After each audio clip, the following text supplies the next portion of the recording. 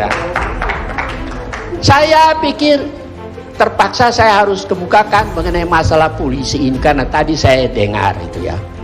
Polisi ini sebetulnya tidak melindungi rakyat, malahan pagar makan tanaman.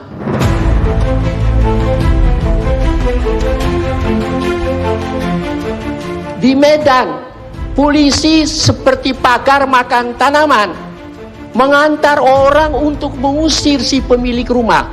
Saya berharap dua ungkapan ini didengar oleh polisi. Kapolri, ya toh, supaya atau kalau dia mau dengar gunting kumisnya dulu kasih baik-baik.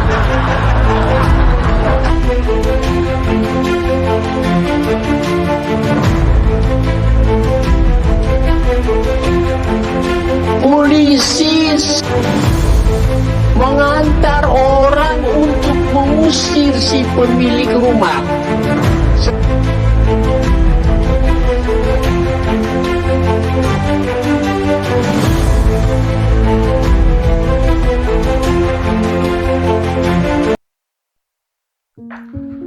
Baik, apa yang kita dengarkan tadi itu adalah pembicaraan almarhum Profesor J.E. Sahetapi dalam acara ILC itu kira-kira di tahun 2010. Nah, apa yang beliau paparkan itu tadi dikatakan di sana bahwa ada perkara di Medan di mana pihak kepolisian itu bukan menjadi penengah, melainkan menjadi orang yang duduk di pihak yang katakanlah orang yang akan melakukan tindakan sembarangan, tindakan melawan hukum.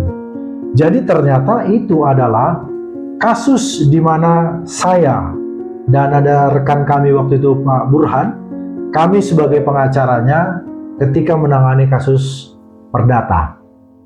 Nah, kasus perdata itu berjalannya di awal itu cukup bagus. Artinya menurut kami waktu itu hakim yang memeriksa itu betul-betul melihat bukti-bukti yang kami ajukan itu, dan kemudian putusan perkara itu di tingkat pengadilan negeri mengabulkan gugatan dari klien kami, yaitu Ibu Vera Panggabean sebagai penggugat 1, kemudian sebagai penggugat 2-nya adalah Dr. Oluan Tampu Bolon, dan penggugat 3 adalah Adelina Tampu Bolon. Jadi perkara ini adalah perkara di mana ketiga penggugat ini merupakan anak kandung dari Nyonya Erika Tambunan dan bapaknya atau ayahnya Johan Tampu Bolon.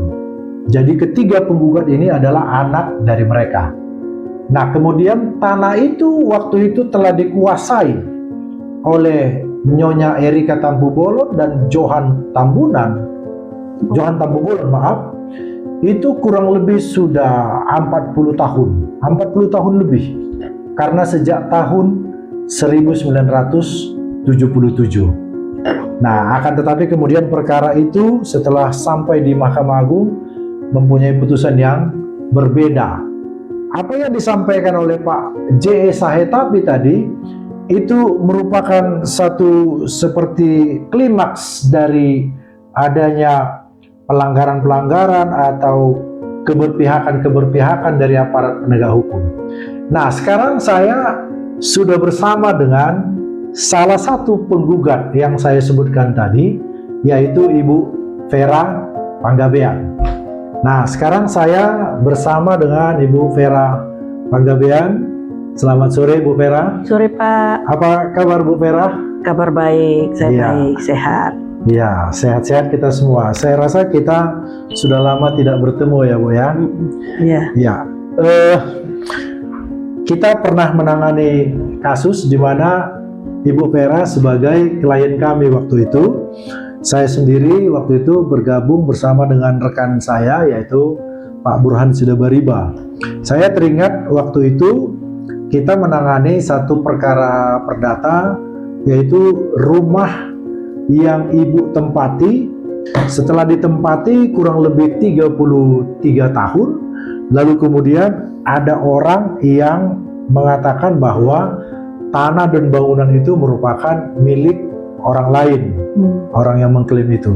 Nah, waktu itu kita ajukan gugatan perdata. Masih ingat Ibu ya? Ya, ingat. Tahun 2003. 2003. Ya, tahun 2003 kita ajukan gugatan perdata di Pengadilan Negeri Medan. Nah, saya sekarang sedang pegang ini putusannya, yaitu Bu Vera sebagai penggugat 1, Ya. kemudian Dr. Oluan sebagai penggugat 2, dan Adelina Tampu Bolon sebagai penggugat 3. Mungkin Bu Vera bisa sedikit gambarkan, ini Dr. Oluan siapa, Ibu Adelina siapa? Ya, jadi saya itu menantu Ibu itu menantu. dari Ibu Bapak Johan Tampu Bolon dengan Ya. Ibu Erika. Ya, Saya tinggal di rumah itu. tinggal maksudnya di rumah Jalan S. Parman itu. nomor 320/64. Iya.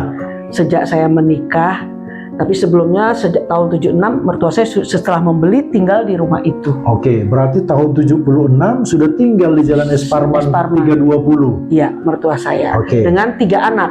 dengan 3 anak. Iya, tapi yang Dr. Oluan Tampu Bolon adalah abang paling besar, anak paling besar. Abang dari suami Ibu. Iya. Iya. Kemudian Adelina Tampu Bolon, kakak dari suami saya. Oke, berarti Ibu Vera sekarang di sini sebagai keluarga menggantikan posisi suami kan? Iya, Kira-kira karena begitu? suami saya meninggal tahun 82 Oh, iya, suami di rumah di rumah S. Parman. S. Parman. Iya. Oh, karena memang tahun 76 tadi sudah ditempati Sudah ya. ditempatin Iya, tahun 19 setelah dibeli. Oke. Lalu kemudian di tahun-tahun 90-an awal kalau tidak salah ya, itu ada surat dari Pengadilan Negeri yang ingin menyita rumah itu waktu itu ya. Iya, Begitu kan? Lalu kemudian pihak keluarga mengadakan perlawanan. Itu waktu itu siapa dengan siapa yang berperkara di tahun 93 kami melihat perkaranya. Yaitu perkaranya antara Pak LM Syahaan, Ya. dia menggugat Theodora Tambunan dan Gandhi Tambunan Oh gitu ya. di pengadilan negeri. Di Pengadilan Negeri. Ya. Nah, kira-kira apa waktu itu hubungan antara LM Syahaan dengan Theodora Tambunan? Ya, itu ada setelah dijual dengan Ibu Erika tahun 76 Iya. ya, dan ditempati. Kemudian tahun 78 Ibu Erika ini kan beli dari Ibu Theodora Tambunan. Theodora Tambunan ini sebagai pemilik awalnya. Ya, pemilik rumah itu. Ya. Setelah dibeli, 2 tahun kemudian tahun 78 anak dari Theodora Tambunan ini, Ya. itulah Dr. Andes Gandhi Tambunan, Oke. datang ke ibu mertua saya Yang bernama Erika Tambunan. yang bernama Erika Tambunan, Ya. mengatakan untuk dia mau balik nama karena sudah terjadi jual beli. Oh, jadi tujuan dari Gandhi Tambunan itu menjumpai mertua ibu untuk membantu mungkin membalik namakan. Iya. Dan Karena- itu ada tanda terimanya. Oh, bahwa ada tanda terima. Ada tanda terima di mana Gandhi mengatakan bahwa ini mau dibalik nama karena sudah dibeli oleh ibu mertua saya. Oh, jadi kira-kira Gandhi Tambunan itu datang ke Ibu Erika untuk membantulah Iya. pengurusan pembalik namaan supaya menjadi nama ibu mertua, Iya. Ibu Vera gitu. Karena sudah kira-kira. dijual oleh ibunya. Ibunya yang Iya. bernama Theodora tadi. Oke, lalu seterusnya gimana? Nah, ternyata itu ibu saya itu terus menagih-nagih mana suratnya sampai mertua saya meninggal tahun 88 Ya, tidak juga selesai. oke, tidak selesai. Ternyata di tahun 93 ya Ya, terjadi kami tahu bahwa ada pengadilan mau meletakkan sita atas Oh. rumah tersebut.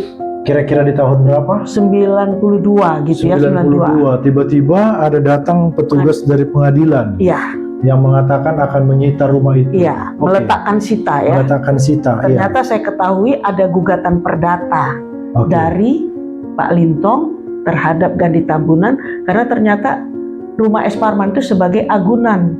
Oh, ternyata Dengan rumah yang kalian tempati itu dijadikan agunan. suratnya itu yang Dan suratnya tadi yang dipinjam tahun 78 itu. iya, Bukan dipinjam, diminta untuk balik nama. balik nama. Oh, itu yang dibuat mungkin jadi agunan ya? Iya, jadi agunan. Ternyata itu dipakai untuk ya urusan mereka lah ya. Iya. Sehingga itu uang tidak dikembalikan.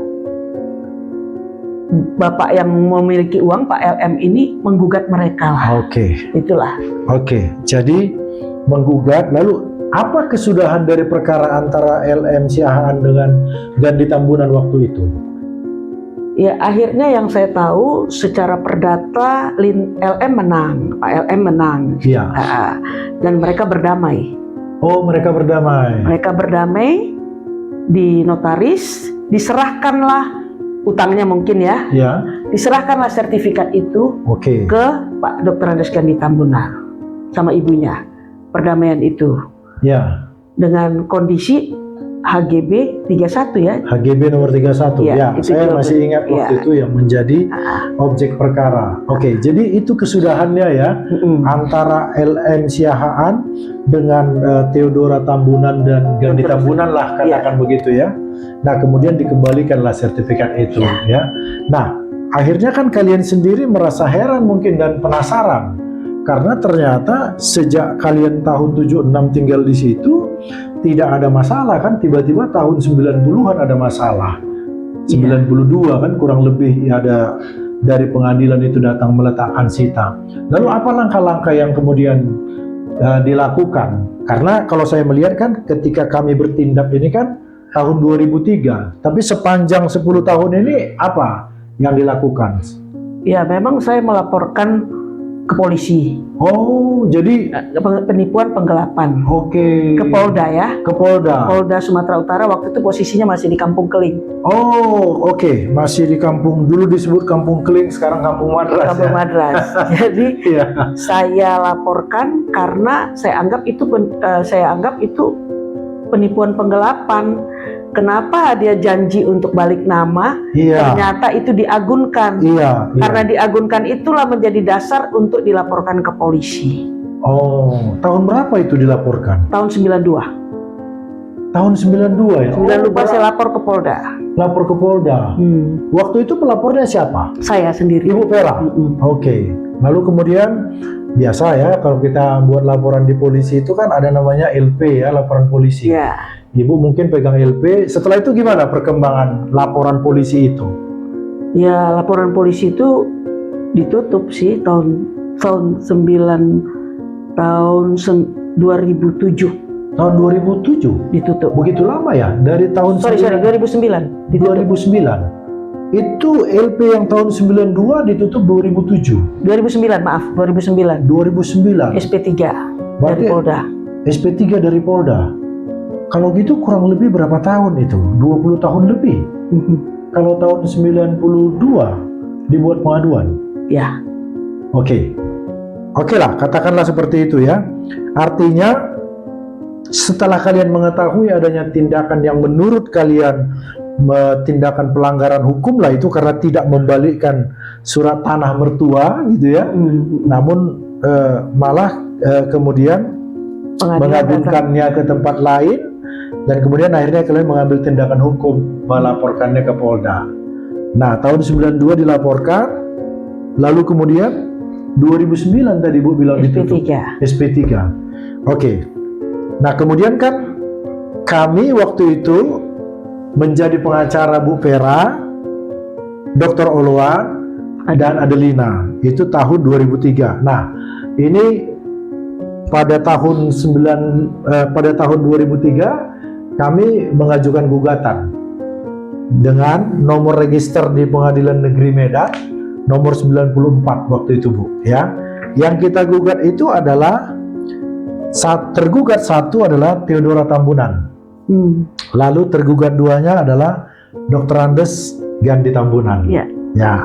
Dalam perkara ini saya mau coba menyambung tadi statement apa yang dikatakan Bapak J.E. Sahetapi di acara ILC itu bahwa perkara yang ada di Medan yang dimaksud itu adalah perkara yang klien kami punya, yaitu Ibu Vera. Nah, di tahun 2003 itu kita sama-sama tahu perkara kita kan dimenangkan, dikabulkan gugatan kita dengan nomor registrasi nomor 94 itu ya Bu ya. Iya Pak. Dinyatakan di situ bahwa jual beli antara Erika Tambunan yang menjadi mertua Ibu Vera Sah. dengan Theodora Tambunan itu sah. Lalu kemudian pihak dari Gandhi Tambunan dan Theodora Tambunan itu mengajukan banding ke pengadilan tinggi. Iya. Nah, banding pengadilan tingginya itu perkara nomor 157 tahun 2004. Nah, di banding pengadilan tinggi lagi-lagi kita menang. Dikuatkan putusan pengadilan negeri. Lalu kemudian pihak Theodora Tambunan dan Gandhi Tambunan itu mengajukan kasasi ke Mahkamah Agung dengan nomor perkara 1749 kasasi tahun 2005. Nah, pengacaranya waktu itu tetap masih kami, yaitu Panangian Sinambela dan Burhan Sidabariba. Nah, apa yang bisa Ibu ceritakan dengan putusan kasasi ini? Ya, ini gugatan ini lahir karena setelah mereka berdamai, Pak Lintong dengan Dr. Andes Gandhi Tambunan dengan Theodora, Ya. sertifikat itu masih dalam sertifikat HGB 31. HGB nomor 31, saya Ya. masih ingat. Kemudian tiba-tiba PBB saya itu berganti di tahun 2001 ya. Ya. Akhirnya saya selidiki, itu ditingkatkan ternyata sertifikat itu menjadi hak milik atas nama Theodora. Jadi sertifikat hak guna bangunan tadi ditingkatkan. Ya. Ya, baik, menjadi hak milik. Hak milik, Masih ingat nomor berapa hak miliknya? hak milik nomor 770. 770. Jadi dengan nama atas nama Theodora Tambunan. Theodora Tambunan. Setelah ditingkatkan itulah kita mengajukan gugatan. Oke, kita mengajukan gugatan. Inilah 2000, yang nomor 94 tadi ya, tahun 2003. Nah, lalu kemudian sampailah perkara ini bergulir di Mahkamah Agung tingkat kasasi. Nah, di tingkat kasasi putusannya waktu itu sangat disayangkan, gitu ya Bu ya, sangat disayangkan karena membatalkan putusan pengadilan tinggi yang menguatkan putusan pengadilan negeri. Nah, lalu kira-kira dengan putusan yang seperti ini, ya saya pikir kita sebagai warga negara terus terang memang tentu harus taat terhadap hukum. Artinya karena memang Mahkamah Agung sudah memutuskan ini, ya tentu kita hormati. Tetapi apakah ada dinamika atau apakah ada gejolak-gejolak setelah putusan dari Mahkamah Agung ini? Ibu bisa ceritakan? Iya, memang waktu putusan Mahkamah Agung itu di tahun 2006. Ini 2005. 2005 ya? Ya, tapi maaf, terdaftar 2005. Nah, namun putusannya itu 27 April 2006. 2006. Ya, karena gugatannya itu waktu Mahkamah Agung kita kalah, kita dinyatakan ditolak, putusan kita di PNPT itu dibatalkan.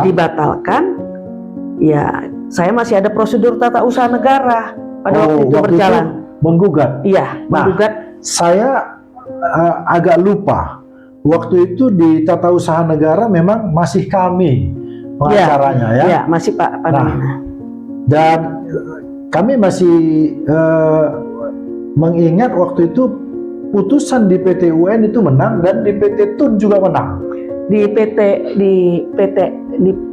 pengadilan negerinya kita PT UN namanya. PT UN kita itu dikatakan lewat 90 hari secara administrasi lah. Oke, lewat 90 hari. Tapi waktu di putusan pengadilan tinggi, jelas dikatakan kita menang. Sertifikat harus dibatalkan.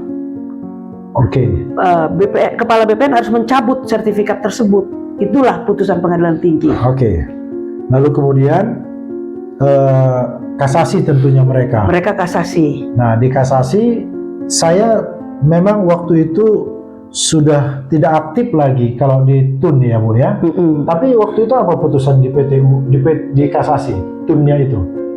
Ya, kalau di situ juga mengadili sendiri, membatalkan putusan pengadilan tinggi yang membatalkan putusan pengadilan negeri. Pengadilan TUN, gitulah Nah, kira-kira. TUN, iya. Oke. Karena begini, kalau di TUN itu dia tidak sebut pengadilan negeri tapi PTUN. PT tingkat UN ya. pertamanya. Kalau tingkat 2-nya namanya PT TUN. Oke. Berarti di kasasi TUN-nya itu membatalkan putusan PT TUN. Iya, PT Itu TUN. kira-kira Iya. ya.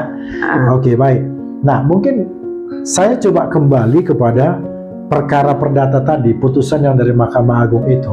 Oke, iya Pak. Kalau tidak salah, sejak 2006 itu perkara perdata itu putus. Saya tidak lagi bersama dengan Ibu, dan artinya perkara itu memang Ibu sudah handle sendiri waktu itu. Saya memang kehilangan informasi tentang itu, tapi saya mengingat sekitar tahun 2010 kita bertemu kembali. Iya. Dan waktu itu kalau tidak salah Ibu mengatakan ada orang yang ingin masuk ke lokasi itu secara paksa. Dan saya masih melihat waktu itu ada OKP yang begitu banyak ada di rumah Ibu. Ya. Namun selanjutnya memang lagi-lagi karena saya merasa ini tindakan-tindakan liar, tindakan jalanan, saya memang waktu itu tidak terlalu intens mengikuti. Tapi apa yang bisa Ibu ceritakan? Ya, pada waktu itu tanggal 3 Februari itu Pak. 3 Februari? Ya, 2010 itu anak-anak tergugat ya dalam perkara perdata yang Bapak tangani itu. Ya. Anaknya dan juga pengacaranya. Oh, sekaligus pengacaranya? Pengacaranya. Oh. Mereka mau masuk ke rumah tersebut, tapi dengan tim polisi juga ada pada waktu itu. Oh, jadi mereka waktu datang ke lokasi rumah itu dengan polisi? Ya, dengan polisi. Oke, polisi waktu itu bicara apa? Waktu itu saya gembok itu rumah.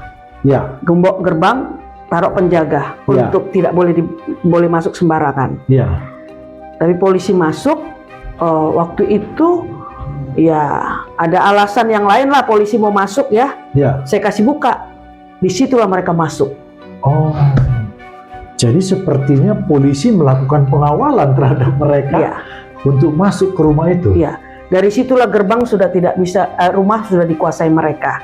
Saya juga bertahan dalam rumah itu bersama dengan anak, menantu dan beberapa pegawai saya. Oke. Lalu? Terus saya bilang sama polisi, ada keributan apa di sini?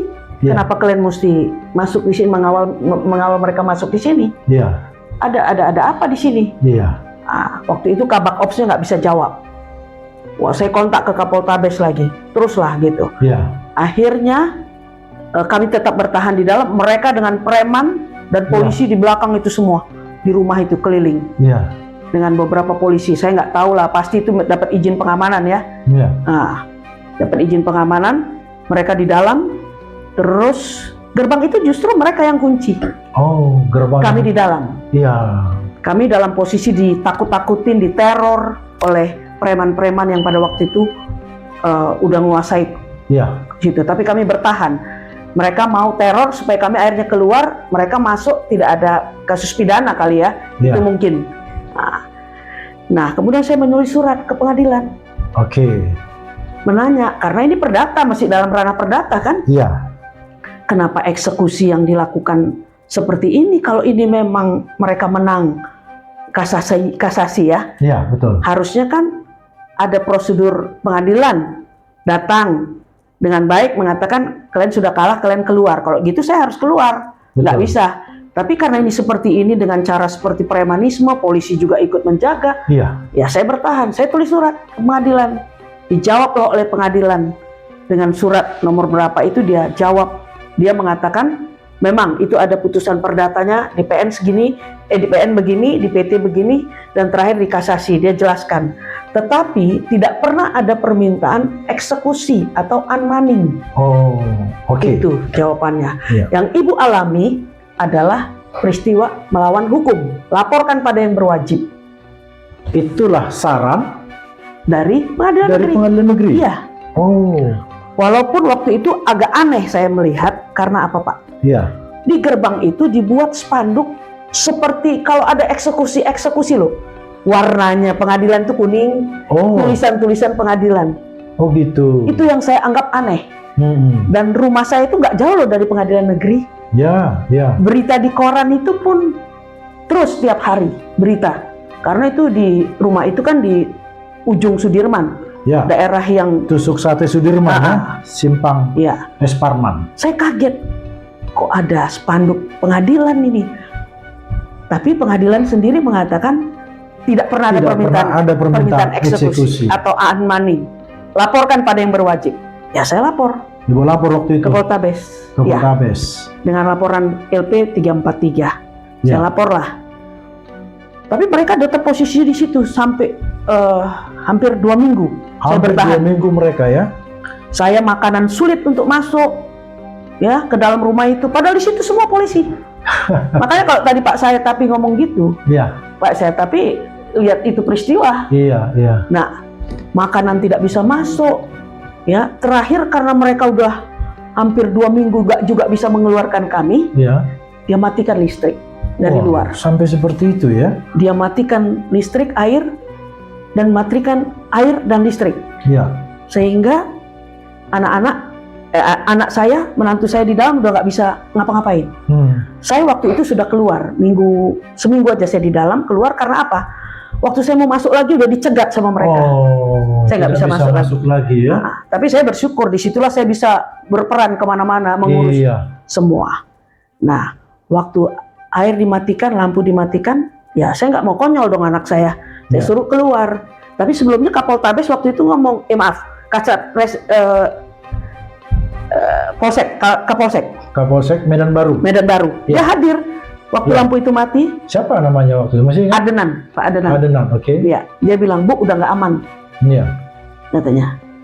Karena lampu sudah mati, ya malam macam mana anak-anak Ya. saya dengan preman dikelilingin itu. Iya. Polisi di situ tuh, di Iya, belakang, di iya. ini. Mengerikan kan sebenarnya peristiwa itu dengan saya seorang janda yang Iya. nggak punya kekuatan apa-apa, ya. Saya diteror seperti itu, tapi saya nggak takut waktu itu. Jadi gimana Pak? Saya bilang, udah nggak aman Bu. Oke, kalau begitu saya titip barang saya di dalam Iya. ke Polsek Medan Baru. Saya buat surat berdasarkan pernyataan pengadilan. Surat kan saya dibalas Ya, surat. tadi dibalas pengadilan. Nah, berdasarkan surat pengadilan tanggal sekian, nomor sekian bahwa ini tidak pernah ada permintaan eksekusi. Sekarang saya harus keluar. Saya mau titip barang ini ke Polsek Medan Baru. Semua barang-barang saya di luar. Iya. Yang keluar hanya anak-anak saya aja Iya, demi keamanan. betul. Itulah terakhir saya keluar.